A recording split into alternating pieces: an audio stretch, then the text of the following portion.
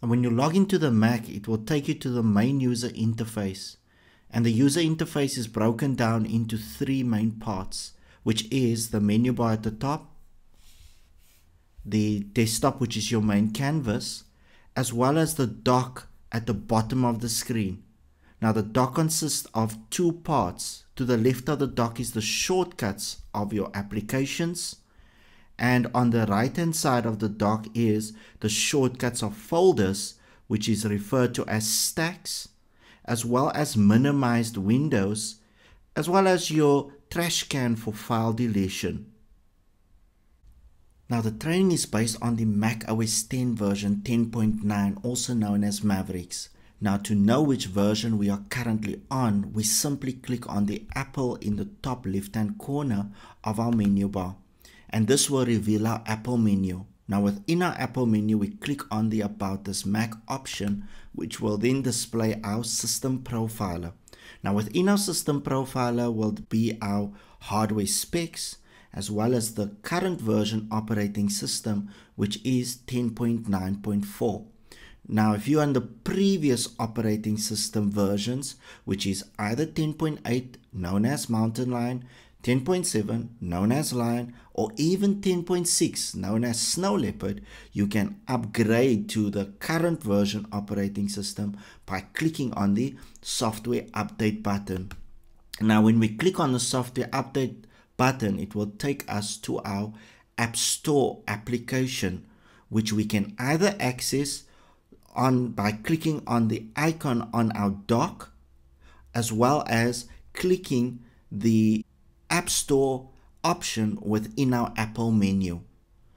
However, both of these options will take you directly to the featured tab of our App Store, where we can simply purchase Apple or even third-party applications, which is within the App Store.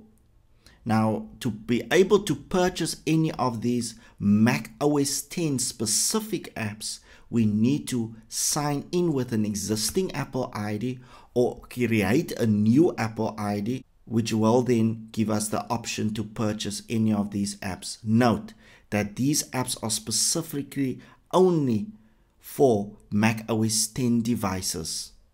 For now, we'll select our software update, where we can simply update any Apple or Apple related software, as well as doing a software upgrade to the next operating system if we're still on the previous one.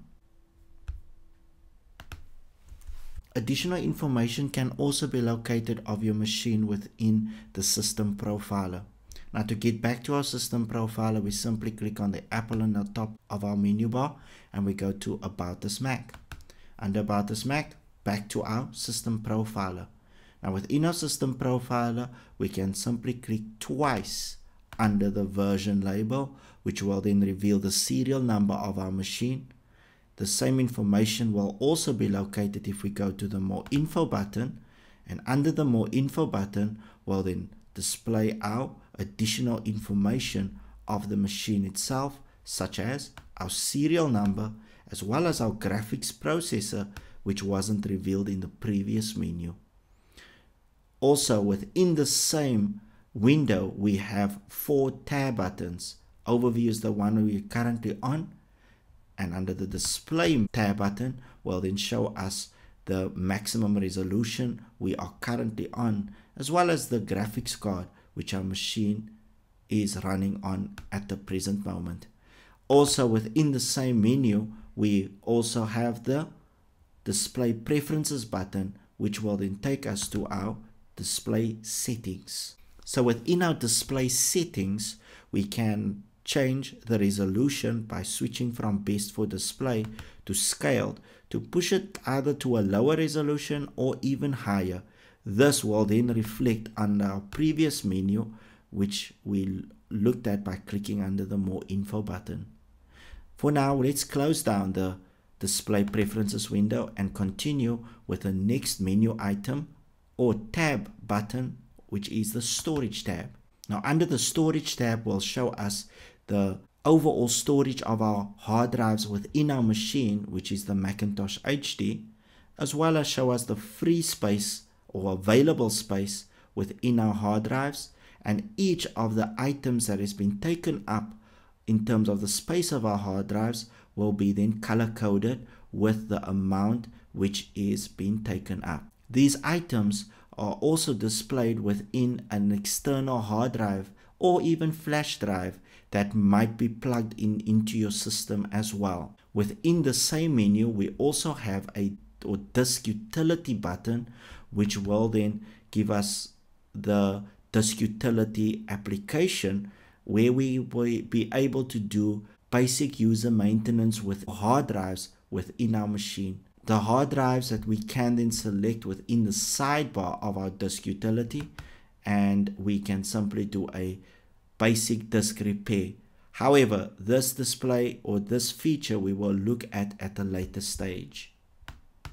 Following through on our system profiler, we can also look at our memory in terms of how much memory our machine can accommodate, as well as if we need to make any upgrades or our machine can accommodate more memory, we can simply choose the memory upgrade instruction, which will then show us which memory modules and how to install the memory modules.